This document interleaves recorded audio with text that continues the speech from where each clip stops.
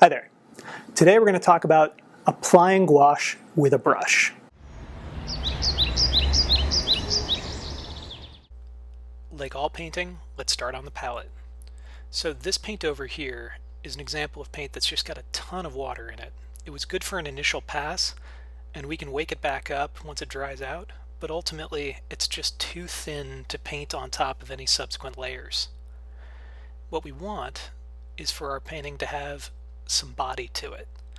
And so a good test is when you're mixing it around, can it cast a shadow? It should be soft and kind of fluffy consistency so that you can move it around. If it's too stiff, you can use a wet knife to soften it a little bit. And if you overwater it, you can always just let some of that water evaporate and keep going. As we mix paint together, I like to use a palette knife here, and I'm always pushing from the outside and then rolling the paint off. So push from the outside and roll down. And that way you can keep tidy little piles. You can also pick up kind of dried up paint on the palette and incorporate it into a wet mixture and wake the paint back up. The reason I like to use a knife rather than a brush is because when we use a brush, it tends to really seep the paint back up deep into the bristles, which not only uses up a ton of paint, but it makes it hard to use that brush to paint with later. So the palette knife will save you a lot of paint in the long run.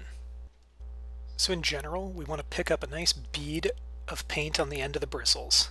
That's the business end of the brush. We don't need any more than that. So we can just pick up that bead and place it down. On the other hand, this thin brown paint over here is watery on the palette, it's watery on the brush, and the best it can really do is be watery on the painting. There's no coverage with paint that's in this consistency. Before applying gouache to the paper, I always like to get the paper damp with a small amount of water.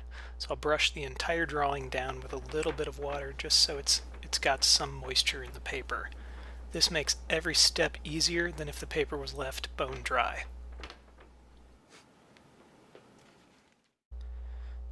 So with that bead of paint on the end of your brush, you're going to want to just pull that paint right across the surface of the painting. You don't need a lot of friction from the bristles. You want enough paint that the paint will just flow right across the surface. We're painting with the paint, not with the brush. And if you find that things start to skitter or go thin, just go back to your palette and make sure you load up the end of your brush with a lot of paint so it'll roll right over that surface. This will keep it from picking up under layers or scarring in the future.